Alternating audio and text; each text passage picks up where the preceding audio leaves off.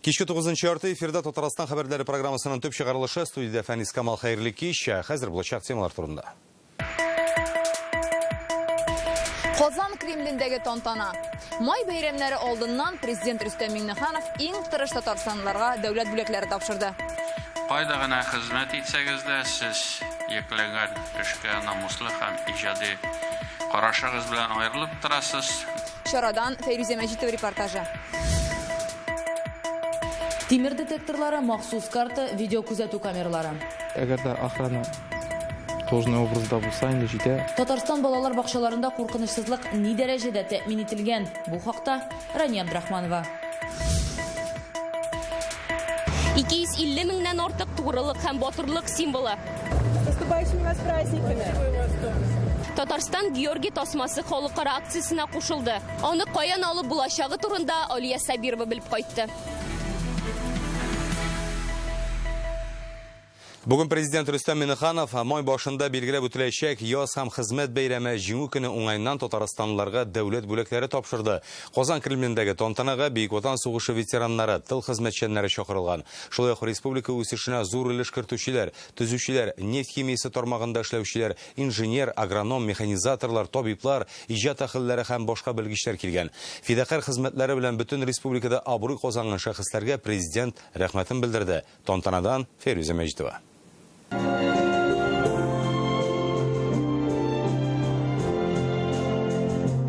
Айрыйча җаваплы, дулкынландыргыч һәм җылы мөхиттә үтә торган вакыйга. Кремльнең тантаналар залына төрле һөнәр ияләре, хезмәтләре белән зур казанышка ирешкән татарстанлылар җыелган. Алгы рәттә ветераннар һәм тыл хезмәтчәннәре. Президент үз чыгышында республиканың илдә алдынгы төбәк булуын, ирешелгән уңышларда залдагы һәркемнең өлешен ассызыклады. Кайда гына хезмәт итсәгез дә, сез йөкләнгән эшкә намуслы һәм иҗади карашыгыз белән аерылып торасыз. Барыгызга да эшегездә һәм шәхси тормышыгызда уңышлар телим. Иң беренче булып Рөстәм Миңнеханов дәүләт бүләкләрен ветераннарга тапшыра. Тасырның 100 еллыгы медаленә Бөек Ватан сугышында катнашучылар Генрих Гаврилов һәм Петр Червон лаек. Зал аларны басып алкышлады. Бүләкләнүчеләр арасында Бөек Ватан сугышы елларында тылда хезмәт итүчеләр дә бар. Антонина Феоктистовага сугыш башланганда 13 яшь була. Колхозда эшләгән, сугыштан соң тимер юл төзи башлый.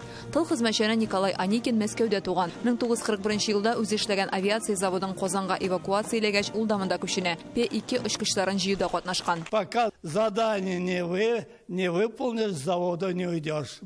Бу залга җыелучыларның барысы да асылда эшне тормыш рәвеше итеп кабул итүчеләр. Федераль бүләк Александр Невский орденына Росреестрның Татарстандагы идарәсе җитәкчесе Азат Җаббаров лаек. Ватан алдындагы казанышлары өчен ордены медале Татнефть җәмгыяте генераль директорының беренче урынбасары Рөстәм Хәлимовка тапшырыла. Татарстан алдындагы казанышы өчен орден медаленә Сармат аграр көллияте директоры Зөбәер Әхәлтинов ия булды. Материал техник базабыз бик көчле, балаларның уку дәрәҗәсе ныклы, билемле.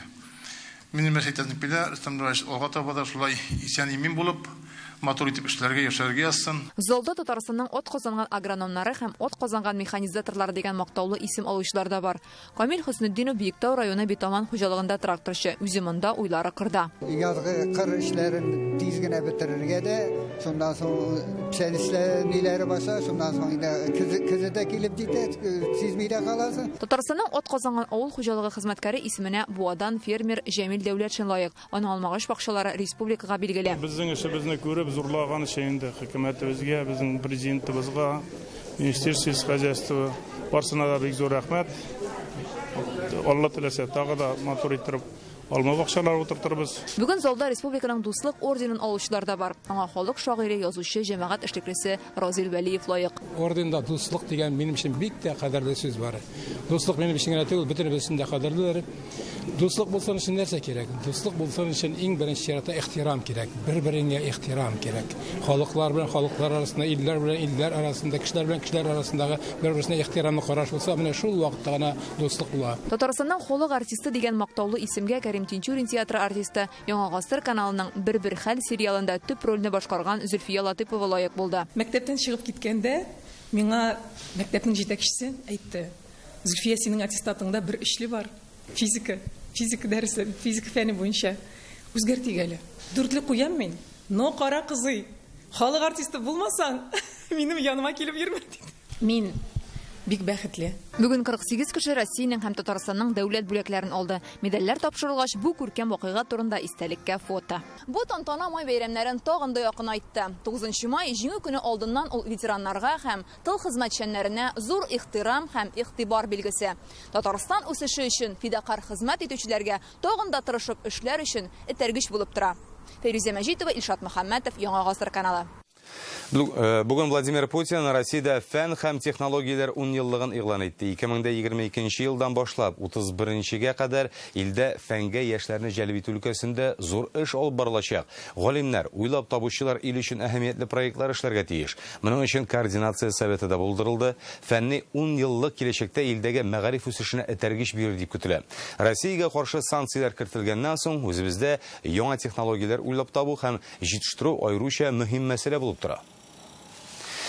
Татарстандагы мәктәп һәм балалар бакчаларында игътибарны арттырырга чакыралар. Шундый күрсәтмә районнарның мәгариф идарәләреннән алынган юктан түгел кичә Ульяновск өлкәсендә фаҗига килеп чыкты. Анда 26 яшьлек егет бакчага кереп 2 баланы һәм тәрбиячене атып үтерде. Безгә билгеле булганча, бүген мәгариф министрлыгы район бүлекчәләре белән иминлеккә кагылышлы киңәшмә дә уздырган. Хәзер учреждениеләрдә балалар ничек саклана? Казан бакчаларының берсендә мәсәлән Рания Абдрахманова да булып кайтты. Құдай өзі сақласын, енді әлмен кешеден берлі гіл ойымда шушай бір шылып берем, қайғырып берем, көңілден кетмей. Нәфисә Җиһангированың бу бакчага 5 яшьлек улы йөрим. Кичә Ульяновск өлкәсендә килеп чыккан вакыйга күңеленә тигән. Сак чаралары никадәр көчле булса да, мондый хәлдән соң шикләнеп куясың ди. Безнең үзебезнең бакчада булай куркынычсызлык чаралары тәэмин ителгән. Без шушындый ачкычлар белән, карталар белән 2 җирдә шулай ачып керәбез инде үзебез. Аннан соң охрана да куелды быел. Нарасыйын бакчага йөртүче башка ата-аналар да шундый фикердә. Анды ул кешедән тора инде. Ул кешенең воспитаниесеннән дин кеше без нәрсә куйсак та аны урап кереп була дип уйлыйм. Әгәр дә охрана должный образда булса, инде җитә, охрана булса. Электрон магнитлар монда бар. Шулай ук актер утыра. Башкаладагы бакча территориясенә һәм бина эченә инде күптән электрон карта белән генә кереп була. Димәк, чит кешеләр өчен юл ябык. Картасын онытып калдыручыларны бүген җентекләп тикшерделәр. Алар вакытта звонокка басалар капкада. Аннан соң без трубканы алабыз.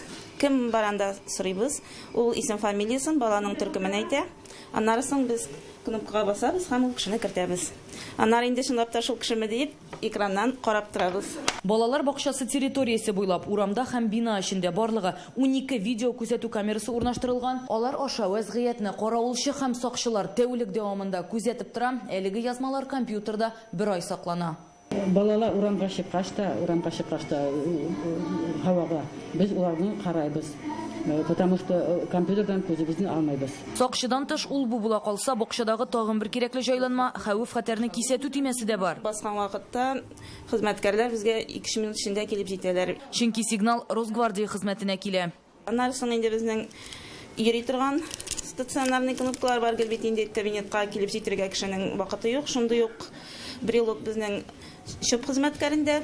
Ул миндә була, мин булмаган вакытта дежурный администраторда тора. Бу бакчага 160 бала йөри. Аларга 30 кеше хезмәт күрсәтә. Ачылганнан бирле куркынычсызлык чараларын көчәйтү турында күрсәтмәләр даими алына. Соңгы тапкыр 75-нче гимназиядә булган фаҗигадан соң сак көчәйтелгән. Балалар бит инде ничек исән сау килеш без аларны әтинеләрдән алып калдык. Шулай тапшыру безнең төп максатыбыз. Менә яңа елдан барлык балалар бакчаларына чоп хезмәткәрләре сакчыларын алу өчен менә финанс бүлеп бирелде. Бу безнең өчен бик зур ярдәм булды инде. Яңа елдан безгә яңа брелоклар бирделәр. Алар зуррак территориядан сигналны бирә торган. Аннан соң камераларны сонын арттырдылар. Бүтән керә торган, чыга торган ишекләр, подвалга керә торган ишекләр бүтәнесе күренә торган иттереп. Камера һәм төймәләрнең булуы бер хәл, алар булып та эшләмәү очраклары бар. Хәзер аларның һәммәсен тикшерәләр. Кирәк икән, яңа җиһаз алу мөмкинлеге карала. У нас сейчас задача стоит на дооснащение всех садиков, школ, гимназий на блоки питания новые. Хәзер безгә балалар бакчаларында һәм мәктәпләрдә иминлек җайланмаларын яңарту бурычы куелды. Элек әйтик, ут беткәч ишек ачылырга мөмкин иде. Хәзер исә яңа аккумулятор белән ут бетсә дә лампочка яна, димәк ишекләр ябык тора. 2021 ел мәгълүматы буенча республикада 1400 мәктәп, 2000-гә якын бакча бар. Казанның 530 шундый оешмасы тәүлек әйләнәсе саклана. 80-гә якын оешмада тимер детекторлары урнаштырылган. В связи с вчерашней трагедией во всех... Кичәге хәлдән соң Казанның барлык мәгариф оешмаларында хезмәткәрләр өчен планнан тыш инструктаж уздырыла. Шулай ук быел 367 учреждениедә коймалар төзекләндереләчәк. Бакча белән мәктәпкә керү урыннарында пост куелачак. 215 объектта видеокүзәтү камералары урнаштырылачак. Кичәге хәлдән соң тикшерү катгыйланган. Ни дәрәҗәдә икәнен һәр район үзе хәл итә. Кичәге аерышлы хәлдән соң шуннан министерстводан да рекомендациялар алдык һәм безнең районыбызда тиз арада совещание җыйдык кичә бөтен директорларны һәм школьный учреждение җитәкчеләрен. Охрана инде бөтенсендәге бар. Шуңа булуга карамастан без тагын инде охрана тагын да көчәйтүне требовать иттек. Тираж районы мәгариф учреждениеләре җитәкчеләре белән укучыларның һәм хезмәткәрләрнең террорчылыкка каршы куркынычсызлыгы мәсьәлә буенча киңәшмә үткәрелде. Белем бирү учреждениеләрендә үткәрү режимы көчәйтелгән. Хәзер иң мөһиме барлык куелган таләпләрне җиренә җиткереп үтәү һәм иминлекне тулысынча тәэмин итү. Рания Абдрахманова, Данил Филатов, Яңа Гасыр каналы. Башкалада җиңү парадына әзерлек бара. Танк училищесында чираттагы репетиция үтте. Хәрби уку йорты алдындагы майданда 1000-нән артык кеше, курсантлар, хәрбиләр, кадетлар, коткаручылар. Аларның хәрәкәте төгәл, сулышы дөрес, кәефләре бәйрәм парадындагы кебек үк булырга тиеш. Зур җаваплылык хәрби оркестрга төшә, уен коралларын дөрес тотарга кирәк. Барабанны бер тигез какканда гына күмә хәрәкәтләр килеп чыга. Көн саен 2 сәгать шөгыльләнәләр. 4 һәм 7 майда парадны 1000 еллык майданына чыгып кабатларга да планлаштыралар. Әзерләнәбез 9 майга. Хәрәкәтләнеп выступать итәбез. Үзебезгә ошый. Кичкенәдән үк военный булмак теләгән идем. Менә хәзер вот мечта сбылась. В параде я чувствую то, что что я часть одного огромного целого со своими товарищами. Можно сказать, со всей страной. Бүген Россиядә Георгий тосмасы акциясе башланып китте. Ил төбәкләрендә 2 атна эчендә миллионлаган лента таратылачак. Җиңү символын Татарстанда да өлешә башладылар. 9 майга кадәр волонтерларына Җиңү паркы, Ирек мәйданы, Петербург һәм Бауман урамнарында очратырга мөмкин. Шулай ук сәүдә үзәкләренә дә чыгачаклар. Бездә 250 мең дәнәдән артык тосма таратырга җыйналар. Бүген әлеге акциягә Алия Сабирова да кушылды. Георгий тосмасы бу җиңү символы, ветераннар батырлыгына хөрмәт һәм хәтер билгесе. Анастасия Силакованың бабасы Бөек Ватан сугышы каһарманы. Ул Кызыл Йолдыз ордены белән бүләкләнгән булган. Мы всей семьей каждый год ходим на бессмертный полк. Ел сайын гаиләм белән үлемсез полкта катнашабыз. Бабам Курск дугасында сугышкан, танкчы була. Я считаю, что нужно помнить свою историю. Бүген Татарстанлылар да Георгий тосмасы акциясына кушылды. Бәйрәм билгесен патриот үзәге волонтерлары өләшә. Быел 250 мең данәдән артык тосма әзерләгәннәр. Бу акция безнең Казанда инде 15 үзәктә, 15 точкада таратылачак. Анда инде сәүдә үзәкләрдә, җәмәгать урыннарында, паркларда кергән. Шулай ук акция безнең муниципаль берәмлекләрдә дә дәвам итә. Тосманы җиңү 1000 еллык парклары, Ирек мәйданы, Петербург һәм Бауман урамнарында тартачаклар. Для меня это очень важно. Минем өчен бу бик мөһим. Әби бала чактан ук мине ватанпәрвәрлек мөхитендә тәрбияләде. Большая гордость за свою семью. Георгий тосмасы ул гаиләм, бабам, бөтен ил өчен зур горурлык билгесе. Все любят эту ленточку. Бу тасманы күргәч балалар да куана. Алар да тиздән җиңү бәйрәме дип шатланышалар. Георгиевскую ленту необходимо крепить ближе к сердцу. Тугрылык һәм батырлык символын таратканда активистлар аны ничек дөрес итеп тагарга кирәклеге турында да киңәшләр бирә. Георгий тосмасын автомобиль антеннасына яисә сумкага беркетергә ярамый. Башка бәйләргә шулай ук билдән түбән урыннарга тагарга рөхсәт ителми. Бары тик эс киемнең күкрәк турысындагы кайтармасына гына тагарга рөхсәт ителә.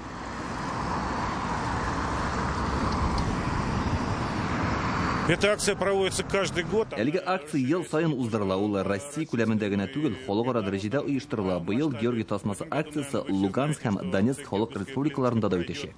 На территории Луганской и Донецкой республики. Әлеге акция 2005 елдан бирле үткәрелә, ул 9 майга җиңү көненә кадәр дәвам итәчәк. Хәзер Дәүләт Думасына Георгий тосмасын хәрби дан символларына тиңләштерү турында закон проекты да әзерләнгән. Алия Сабирова, Игорь Романов, Яңа Гасыр каналы. Бүген Рустам Минниханов эшлекле сәфәр белән Мьянма дәүләтенә барды. Аэропорттан Россия илчесе Николай Листопатов һәм әлеге илнең тышкы эшләр министры урынбасары каршылады. Президентның берничә оешма җитәкчесе белән очрашуы, түгәрәк өстәл утырышында катнашуы да көтелә. Татарстан анда үзенең сәнәгать мөмкинлекләрен тәкъдим итәчәк. Республикадан барган делегация составында сәнәгать министры Альберт Каримов, КАМАЗ генераль директоры Сергей Кагогин, Казан вертолет заводы, Эйдес медицина һәм Май комбинаты вәкилләре дә бар. Соңгы 3 елда Татарстан белән Мьянма арасында сәүдә әйләнеше орта, вертолет заводы алар өчен 3 кыжия, КАМАЗның да әлеге илдә дилер оешмасы бар. Делегация вәкилләре хезмәттәшлекне арттыру буенча сөйләшүләр алып барачак. Бүген Россиядә парламентаризм көне дәүләт советы рәисе Фәрит Мөхәммәтшин бу уңайдан Санкт-Петербургта оештырылган чараларда катнаша. Закон чыгаручылар советы президиумы утырышында балаларның җәйге ялын оештыру буенча фикер алыштылар. Фәрит Мөхәммәтшин бу өлкәдә Татарстан тәҗрибәсе белән уртаклашты. Республикада 4нче ел рәттән лагерьларны капиталь ремонтлау, төзекләндерү һәм яңаларын төзү программасы гамәлгә ашырыла. Быел 22-сен яңартачаклар. Моның өчен 1 миллиард сум акча бүленә. Фәрит Мөхәммәтшин мөмкинлеге чикле балаларны терлекләндерү программасын финанслауда төбәкләргә ярдәм кирәклеген дә әйтте. Җәй җиткәч, үз-үзенә генә урамда калмасыннар, аларның тәрбия мәсьәләләрендә, сәламәтлеген саклау мәсьәләсендә карарга дигән мәсьәләләр белән бүген күп кенә чыгышлар яңгырады. Федераль үзәктәге бар программаларга менә ул яктан тагында ярдәм, матди ярдәмен күрсәтергә кирәген җиткердем. Фәрит Мөхәммәтшин халыкара хезмәттәшлек проблемалары буенча закон чыгаручылар советы комиссиясе утырышын уздырды. Парламентарийлар БДБ, Якын Көнчыгыш, Көньяк Көнчыгыш Азия, Африка һәм Латин Америкасы дәүләтләре белән элемтәләрне ныгыту кирәклеген дә ассызыклый. Федерация советы рәисе Валентина Матвиенко һәм Дәүләт думасы рәисе Вячеслав Володин уздырган утырышта санкциялар шартларында Россия икътисадын үстерү, төбәкләрнең финанс тотрыклылыгын тәэмин итү турында сүз булды. Көннең икенче ортасында Таврический сараенда закон чыгаручылар советы әгъзалары белән Россия президенты Владимир Путин очрашты. Бүген Татарстанның Мәскәүдәге вәкаләтле вәкиллегендә фигурлы шоу буенча Олимпия чемпионы якташыбыз Камиля Валиеваны дәүләт бүләге алу һәм узган туган көне белән кутладылар. Исегезгә төшерәбез, 26 апрельдә Владимир Путин Пекиндагы Олимпия уеннарында җиңүчеләр белән очрашкан иде. Анда Камиля Валиевага дуслык ордены тапшырылды. Конечно, желаю вам. Очень по-домашнему, искренне. Спасибо вам большое за это. Спасибо и вам. Казан Digital Week форумы чит ил санкцияләренә безнең җавап, анда илнең кризиска каршы туру программасы хакында да фикер алышачаклар. Халыкара форум алдыннан бүген онлайн вебинарлар башланды. Аны цифрлы үсешкә ярдәм итү берлеге советы рәисе Рифкат Минниханов үткәрә. Форум үзе сентябрь ахырына билгеләнгән, онлайн һәм офлайн форматта да оештырырга җыйналар. Килеп катнашучыларны Казан Экспо күргәзмәләр үзәгендә көтәләр. Программада пленар утырыш, сессия, мастер-класс, түгәрәк өстәлләр дә бар. Миссия Казан Digital Week 2022. Казан Digital Week улы елның төп прогресс күргәзмә вакыйгасы булачак. Форум төбәкләрнең илдәге социаль-икътисади үсешне тоткарлаган чит ил санкцияларына җавабы булырга тиеш. Җыелган чүпчарны вакытында алып китмиләре. Безнең редакциягә Апас районының Иске Юмралы авылыннан шулай дип мөрәҗәгать иттеләр. Монда яшәүче Марат Минхаҗев фикеренчә, чүпне чыгарган өчен аларга акчаны дөрес санамыйлар. Ул федераль канун буенча чүпчарны көн саен ким дигәндә атнага 2 тапкыр түгәргә тиешләр ди. Алай булмаса, квитанцияны яңадан исәпләргә кирәк. Шул ук вакытта авылда күләмле калдыкларны салу өчен контейнерлар да юк икән. Минхаҗев берничә тапкыр прокуратурага, район хакимиятенә дә мөрәҗәгать иткән. Сорауларга җавапны аның белән бергә бүген Рания Абдрахманова да эзләде. Чынлап та менә авыл тирәләрендә чүпләр каян аунамыйдыр, каян ашмыйдыр. Заманында чүпчәр реформасын авыл халкы шатланып кабул итә. 2020 ел башыннан квитанцияләр килә башлый, төбәк оператор итеп ПЖКХ идарәче оешмасы билгеләнә. Башта чүпне капчыкка җыеп тапшыралар. Шул ук елны чүп җыю урыннары барлыкка килә. Алар белән бергә халыкта сораулар туа. Бер динди канәгать түгел, чүпләрбез юк безнең. Булган кәгазьләрне мунча аягыбыз, башка бер инде шубызда юк, акчасын алып калалар. Үзебезне кайма шунда китеребез, ансырага риза, түлибез акчасын, икәвенә бездә инде. Ну кая куясың аны? Менә алар минем әнкәйнең йорты бар инде, шунда җимралда, анда тормый ул малайдан акча түләтәләр. Хәлгә ачыклык кертү өчен халык исеменнән Марат Минхаҗев ПЖКХ, прокуратура, район хакимиятенә мөрәҗәгатьләр юллый башлый. Беренчедән аны халык белән шәхси килешү төзелмәве борчый. Авыл халкының күпме калдык чыгаруын тикшермичә, норматив буенча түләтүләре дә шикләндерә. Закон буенча ул авыл җирендә елына 2560 литр. Бездә аның кәтле шүпчәк булмый. Хәт сез миңа шунда әллә нәрсә әйтсәң, хөкүмәт 2560 литр чыгарып булмый. Әле аның да 25% пищевой, ризыклар. Ризыклар инде беләсез инде авыл җирендә тавык ашый, башкасы ашый. Макулатура апа әйтте бит инде, мишкә ягам диде. Монда нәрсә ягарга ярамый? Полиэтилен, аннан соң менә шундый пластик шешәләр. Анда металл да бар әле. Ну, көлдермәгез, металл бит инде ул. Бүген көндә алтын бәясенә җитергән әйбер. Аны ташласалар да тегеннән барып алып кайтып сдавать итәләр. Күңелләрен борчый торган иң зур мәсьәлә шүпнең чыгарылу вакыты. Роспотребнадзорның Татарстан идарәсендә белдерүләренчә, каты калдыкларны чыгаруның чыннан да үз шартлары бар һәм алар һава торышына бәйле. Әйтик, температура 5 градустан югарырак булган очракта шүпне көн сайын алып китергә тиешләр. Һава салкынрак икән, 3 көнгә бер алып китергә дә ярый. Бу авылда атнага бер генә алып китәләр. Шүп чыгару мәсьәләсе әйтелгән, гадигә әйтсәм, һава торышына бәйле. Әгәр шулай чыгарылмый икән, санпин нормалары үтәлмәй. Санпин нормалары үтәлмәде икән, ул нәрсә инде? Ул килеп чыга. Сасы, крыс, шүп, башкасы. Ул теге шүп контейнерга тулу-тулма мәсьәләсе, ул аңа кагылмый. Ул әздә булырга мөмкин. Килә мусаравыз карый, бушата икән, бушата, аласы алар ише. Әйтеп торам бит. Әгәр дә булдырган икән, мин инде гафу итегез, эшләсеннәр. Шуңа Марат Минхаҗев квитанцияны түләмәскә булган. Хәзер 15 мең сум бурычы җыелган. Шүп чыгарылмаган һәр тәүлек өчен акчаны яңадан исәпләргә тиешләр дип саный ул. Менә җыеннарда җиребез шулай бит инде. Жалобалар килгәне булмады әле. Ул санпин требованиясе буенча да жалоба юк. Менә каратун, апас көн сайын җыела. Мусор чөнки зур авыллар населениедә күп бит инде. Калган авыллардан атнага бер бүген көндә. Бу графикларны безнең белән килештермәделәр, согласовать итмәделәр. Үзләре куйган график. Шул ук сорауларны Минхаҗев район прокуратурасына да юллаган. Күзәтчелек органы ачыклаганча, шәхси килешү төзү-төземәү мәсьәләсендә төбәк операторы законны бозмаган. 2018 елның декабрендә ПЖКХ беренчедән безнең үзенең рәсми сайтында, аннан соң газетада республиканскийда безнең объявление чыгара, что эшен башкарамдан башлыйм дигәнне. 2019 елда 1 сентябрендә безнең Емрал авылында бу эш күрсәтелә башлый. Димәк, ПЖКХ тарафыннан безнең мусор чыгарыла башлый. Шул рәвеш безнең килешү эшли башлый. Моны безгә ПЖКХның үзендә дә расладылар. Закон буенча килешү төзелгән булып санала. Аны һәркем белән аерым төзү мөмкинлеге дә бар. Калдыкларны чыгару вакытына килгәндә аерым шарты каралган. Вывоз отходов осуществляется с мест площадок. Закон буенча калдыкларны көн сайын бары тик махсус урыннан гына җыярга мөмкин. Моннан тыш әлеге урыннар реестрга теркәлгән булырга тиеш. Федерального закона. Иске Емралыдагы калдыкларны җыю урыннары реестрга 2020 елның мартында кертелгән. Быел февральдә яңартылган. Димәк, шартлар үтәлә булып чыга. Шүпне авылдан барыбер атнага бер генә алып китәләр. Безнең мөрәҗәгать буенча ПЖКХ хәлне тикшерергә вәгъдә бирде. Әгәр дә бу калдыкларны чыгаруда закон бузу очраклары булса, акчаны яңадан исәпләү тәртибе бар. Тик әгәр дә авылда калдыкларны җыю урыны юк икән, шүп җирле үзләре органы белән килештерелгән график буенча чыгарыла. Проведение перерасчета. Иске Емралы халкы күтәргән тагын бер мәсьәлә күләмле калдыклар өчен урын булмау. Якын киләчәктә районда әлеге мәсьәләне хәл итәргә ышандырдылар. Апас районыннан Рания Абдрахманова, Гадел Миндубаев, Вадим Илларионов, Яңа гасыр каналы. Татарстан елга күлләрендә ел башыннан бирле 6 кеше батып үлгән, 21-ен коткарганнар. Бу хакта бүген республиканың кече судыннары буенча баш дәүләт инспекторы Юрий Венедиктов хәбәр итте. Апрельдә шундый 4 фаҗига була. Беренче очрак ай башында Казан су елгасында килеп чыккан. Минзәлә районы Ык елгасында да бер ирод батып үлә. Узган якшәмбедә Шулман һәм Шулук Ыкта 5 кешене коткаралар. Алар көймә белән капланган була. Сулуклардан боз киткәч навигация әле башланмаса да, халык көймәләрдә балык тотарга чыгады Юрий Венедиктов. Гадәттә коткару жилетлары да булмый. Җәен исә батып үлүчеләрнең якынча 70% исерткеч эчемлекләр кулланган була, яисә тиешсез урында су куела. Сейчас обстановка на водных объектах достаточно сложная. Татарстанның кайбер сулыкларында әле дә боз очрый. Моннан тыш агым белән агач такталар, бүрәнәләр килә. Су температурасы да 4 градустан артмый.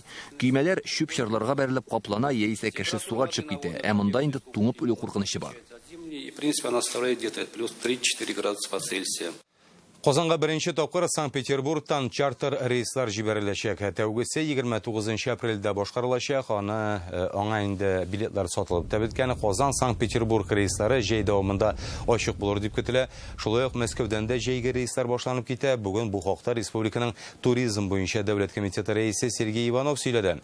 Тимер юл буенча круизлар, Иделдәге сәяхәтләр дә булачак. Республиканың 10 районы 1001 ләззәт экскурсия программасында катнаша. Быел чит илләр белән бәйле хәл сәбәпле эчке туризмга ихтыяҗ артачак дип фаразлыйлар.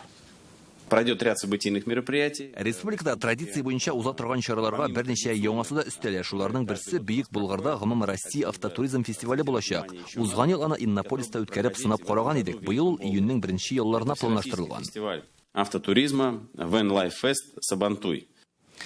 Казан синтез ватерполчылары 2нче ел рәттән Россия кубогын яулады һәм бу команда тарихында 4нче җиңү. Бүген алар Волгоградның Спартагы белән уйнады, 7-6 исәбе белән җиңүгә ирештеләр. Соңгы голны финал уены тәмамлануга 3 секунд кала Николай Лазарев кертте. Шул рәвешле казанлылар Россия чемпионы титулын яулап сезонны абсолют чемпион буларак тәмамлый. Атна уртасы шундый яңалыклар алып килде. Безнең чыгарылышларны сез телеканалының ВКонтактедагы сәхифәсендә, Телеграм каналында һәм әлбәттә Рутюбтан да карый аласыз. Тапшыру ахырында Түбән Кама шәһәрендәге кызыклы очрак белән таныштырырга тәкъдим итәм. Балалар бакчасы территориясенә су кондузы кергән. Хезмәткәрләр белгечләрне чакырды һәм кондузны тотып күлгә җибәрәләр. Коткару операциясе ничек барганын сезгә дә карарга тәкъдим итәм.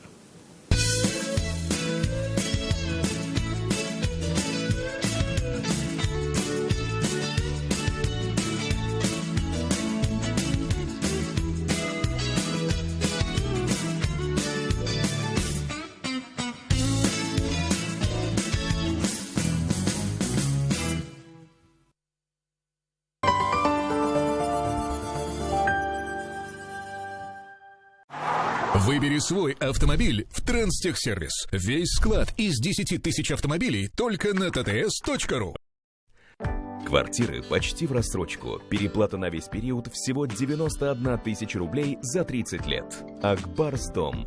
Дом там, где мы. Свежие овощи, классические приправы и сыр для жарки. В этом секрет идеального пикника. Серновский халымис для гриля и мангала. Вкусные майские. Центр интегративной психотерапии «Эра». Профессиональная наркология. Анонимно, круглосуточно. Улица Закиева, 4. Телефон 265 99 11.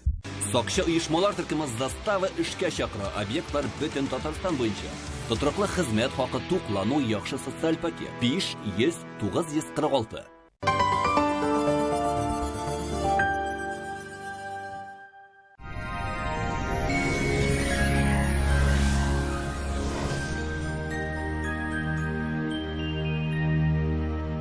Исәнмесез, эфирда һава торышы чыгарылышы. Сүзне иганәченең мәгълүматыннан башлыйбыз. Санчи иммунитетны ныгытырга һәм көч кертергә ярдәм итәр. Кан әйләнешен яхшырту сыйфаты булганга, санчи бөтен организмга уңай йогынты ясый. Энергия бирә, йокыны җайлый, баш авыртуын һәм хроник авыруларны бетерә. Хәл кертә. Санчиның файдасы гасырлар белән сыналган, юкка гына аны Кытай медицинасының хәзинәсе димиләр. Фармлент аптекаларында сатыла. Мәгълүмат өчен телефон 892 72 36 71 75. Сайты sanchi.rf. Җөмһүриятебезгә салкын һава массалары үтеп керә, температуралар түбәнәя. Яндекс погода мәгълүматы буенча көньяк көнчыгышта Бөгелмә Баулаздагы Әлмәттә алмашынучан болытлы һава, яңгыр явачак, 12 градус җылы. Төньяк көнчыгышта Түбән Кама, Яршалы, Алабугада болытлы урыны белән яңгыр, температура 10 градус. Төньякта Актаныш, Әгерҗин, Менделеевскида урыны белән кыска вакытлы яңгыр, 13 градус җылы. Төньяк көнбатышта Арча, Кукмара, Балтачта яңгырлы, җылылык нибары 7 градус. Көньяк көнбатышта Болгарбай, Чүпрәлдә сүрән көн, температура 10 градус. Чистая Нурлат, Мамадышта алмашынучан болытлы һава, яңгыр явачак, 11 градус җылы. Яңа төзелгән йортлар, кулланышта булган йортлар, шәһәр яны йортлары, буларның барысында отышлы ставка белән Акбарс банкта ипотека рәсмиләштереп була. Akbars.ru сайтында онлайн гариза калдырыгыз. Новостройка. Вторичка. Загородная недвижимость. На все это можно оформить ипотеку по выгодной ставке в Акбарсбанке. Оставьте онлайн-заявку на akbars.ru. Журналистлар урамы 100 адресы буенча урнашкан Вьетнам базары отышлы сатып алуларның гаилә традицияләре, күңелегезгә хуш килерлек өс һәм аяк киемнәре, йорт, бакча яки дача өчен кирәк ярак һәм тәмле төшке аш. Журналистлар урамы 100-нче йортта урнашкан Вьетнам базары бакчачыларга эш кораллары, ял итү һәм бакча эшләрен өчен кирәк яракларның киң ассортиментын тәкъдим итә. Кулай һәм күңелегезгә хуш килгән сатып алулар булсын. Мәркәзебез Казанда аязучан болытлы һава, яңгыр явачак. Температура көндез нибары 7-9 градус жылы. Җил төньяк көнчыгыштан уртача тизлектә. Атмосфера басымы төркемеш баганасының 754 мм тәшкил итә. Һаваның чагыштырмача дымлылыгы 66%. Җирнең магнит кырытыныч. Һава торышы турында әлегә менә шулар иде. Көннәрегез куанычлы булсын.